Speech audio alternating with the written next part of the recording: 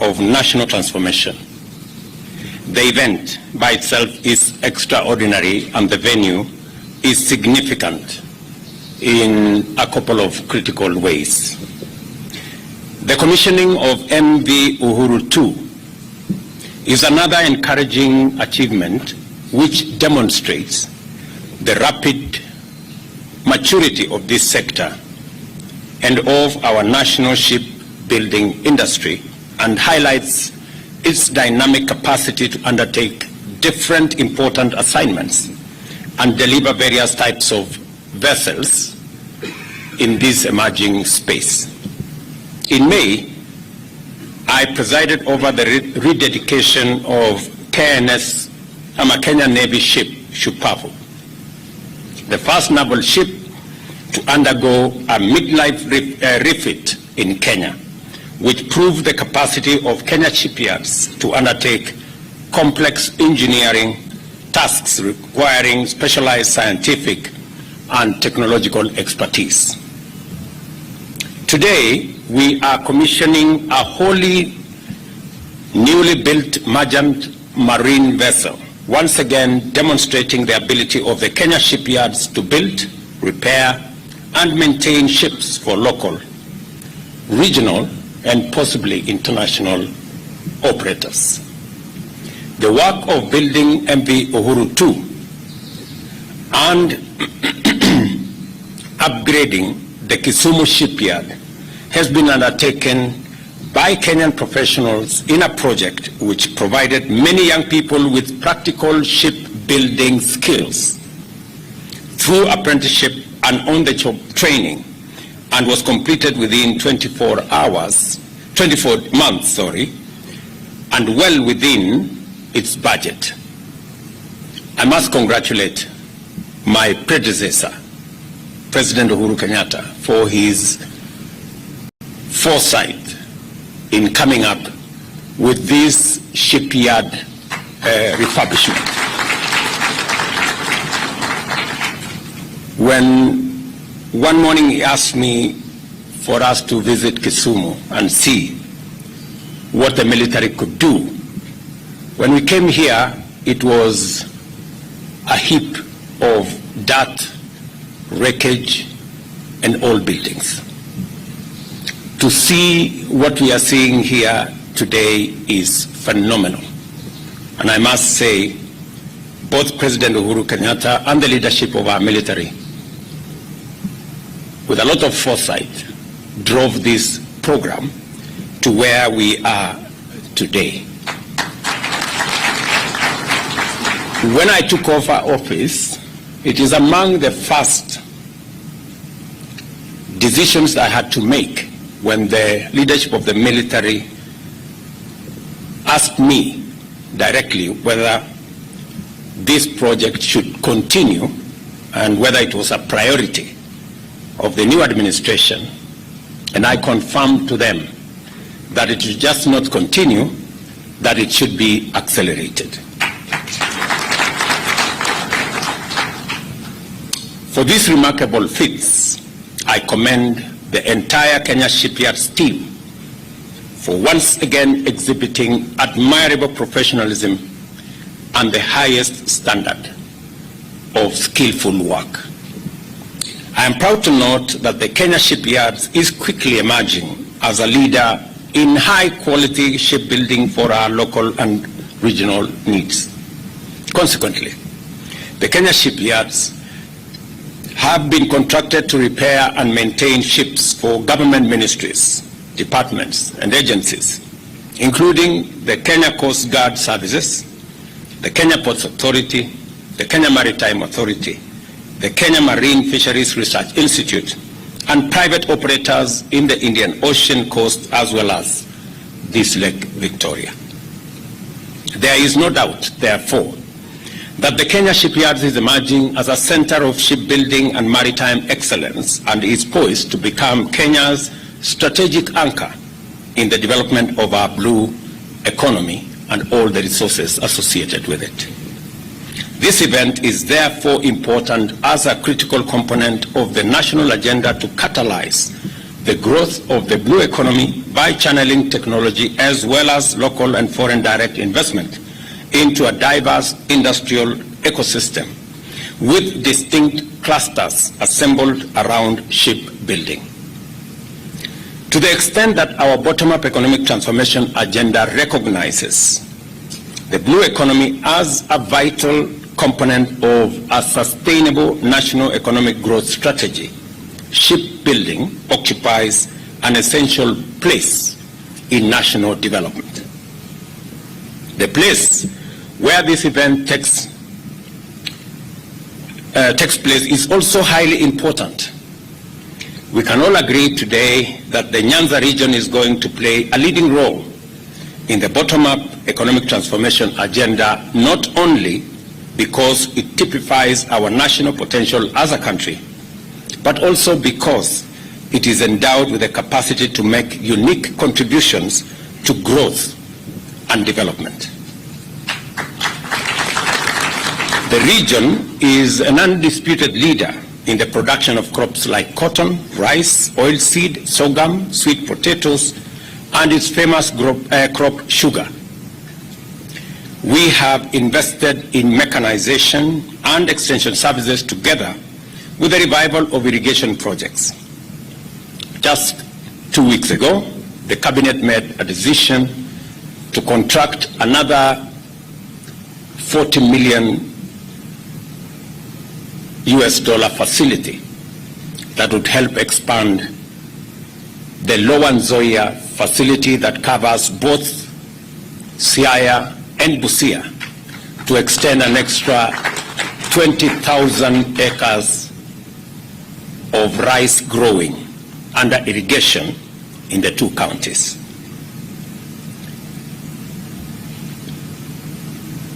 We all invested in mechanization, as I said, and extension services together with the revival of irrigation projects and collaborating with county governments to support farmers through the provision of subsidized inputs. Yesterday, again, I was in Migori, and I did explain to Kenyans in Migori that next year we will equally be expanding the Lower Kuja irrigation program from the current 5,000 acres to 19,000 acres in the program that we have for next year. Again, to expand our production of rice in Kenya that currently we have very serious deficit. And in fact, it is draining most of our foreign exchange earnings. This is why we are confident that an economic renaissance powered by agro-industrial revival is underway in the region. This will certainly lead to a renewed vibrancy of our ancient lakeside market, Kisumu or Osumu, where the communities of our region gathered to conduct barter trade of highly needed commodities. I was telling Professor Anyang' Nyong'o that the word Osumo, which means exchange of products and goods, barter trade in essence, means the same thing for the communities in this region. Kesumo means the same thing as Osumo. Kesumo in the Kalenjin language and Osumo in the language of this region. So we're all, it's quite an experience. Kisumu has not just been a center of activity for local communities, it has also served as a key regional port city which drives and is driven by activities within the Lake Victoria, the heartbeat of our East African region. Lake Victoria plays a primary role in our region's blue economy in terms of fisheries and the provision of vital transportation links between Kenya, Uganda, and Tanzania, keeping our regional community cohesive and in motion. Through its shipbuilding, maintenance, and operations capacity, the Kisumu shipyard is set to provide indispensable support for regional economic takeoff of the Lake Victoria Basin by facilitating fisheries and maritime transport. By driving the regional economy around the Lake Victoria, the shipyards will therefore contribute to regional integration and the economic transformation of our region. Again, with our Ministry of Blue Economy, along this Lake Victoria from Busia all the way to Migori, we are establishing infrastructure, fishing infrastructure, landing sites along this lake region.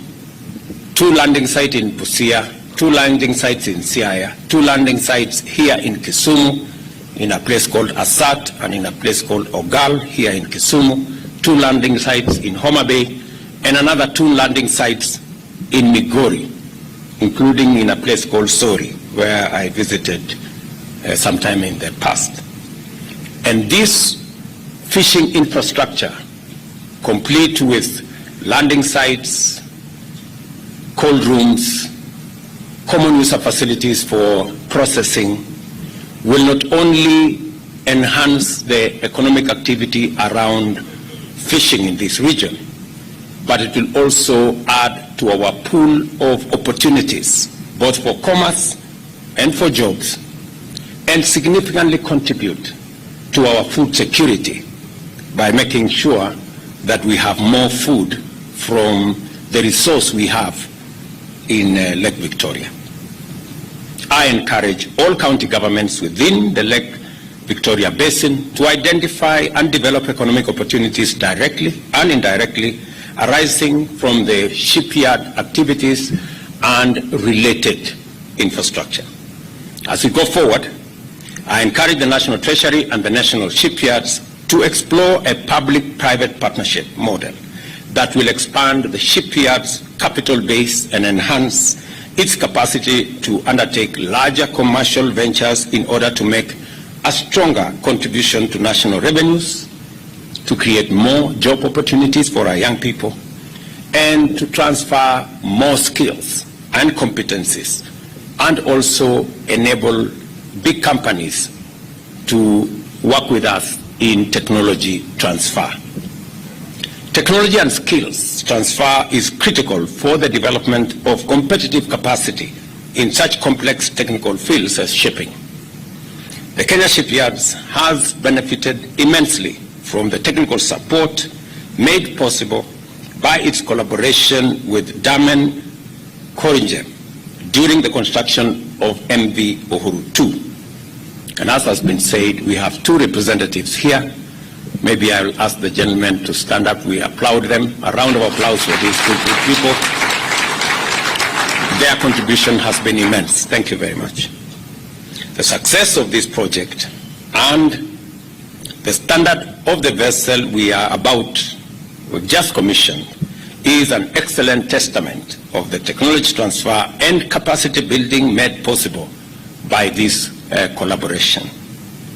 As the MV Uhuru 2 sails the waters of Lake Victoria, it will be a symbol of our region's collective dream of a brighter future made possible through partnership and collaboration, a reminder that our journey towards economic transformation will require consistency and high standards and prove that we can deliver above expectations.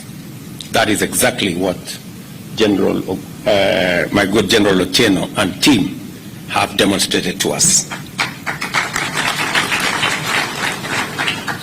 Let me also congratulate the people of this region that today in the cabinet discussions that we had in this port city of Kisumu, we also received, as part of the ongoing process of the reforms in our sugar industry. Cabinet was briefed of the report that today the certificate from Parliament was submitted to the National Treasury for the ultimate write-off of 117 billion debts that have for a long time saddled the sugar mills, the 5 sugar mills in this region, namely Soni, Chemelil, Moroni, Miwani, Mumias, and also Nzoia. Finally, we now have all the debts behind those companies, and these companies are now poised for new investment and new transformation going into the future. In that same report that we received today, government will now be adjusting the budget. Hopefully by Friday this week or next week, we will be presenting to Parliament a new budget proposal that will make it possible for 1.7 billion shillings to be made available to these 5 mills to be able to pay farmer arrears that have been outstanding for as long as 4 or 5 years.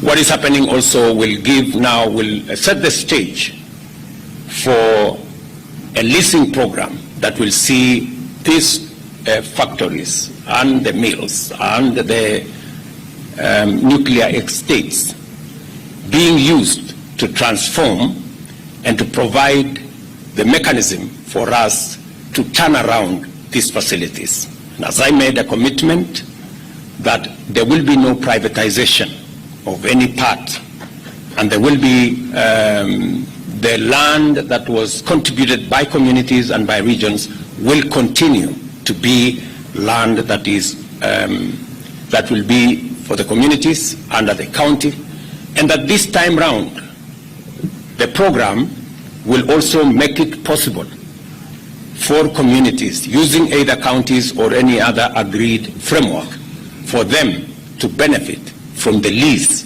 of the facilities, both the nuclear estate and the mills that will be made available to private sector to make sure that they can use it appropriately.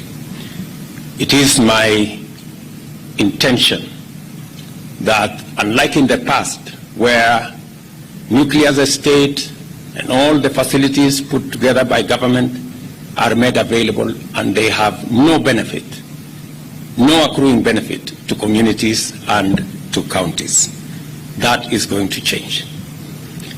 Today also we went through the final process of concluding the Gogo Dam end project that will generate additional 8.6 megawatts.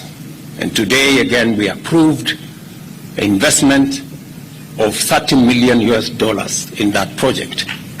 And we have given a timeline that this should be complete in the next 24 months, not just to increase the contribution of energy from the western part of Kenya, but to also make it much more predictable and reliable.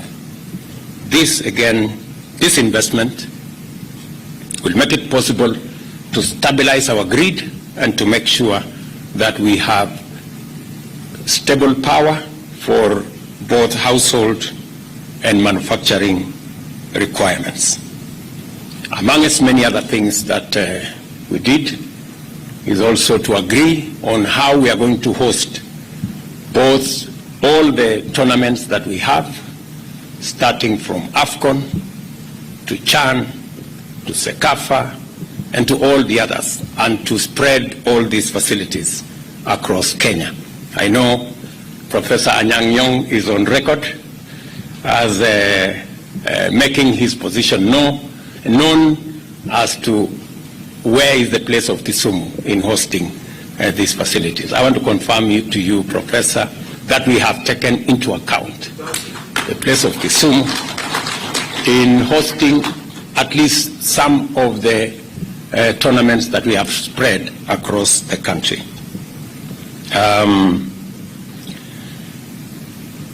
With those many remarks, ladies and gentlemen, I wish MV Uhuru 2, its captain and crew, fair winds and following seas as they do their part to keep the engine of our regional economy running. Thank you very much. God bless you, and God bless our great country Kenya. Asanteni sana. Mheshimiwa Rais, niombe tubaki tukiwa tumesimama kwa wimbo wa taifa. Wale ambao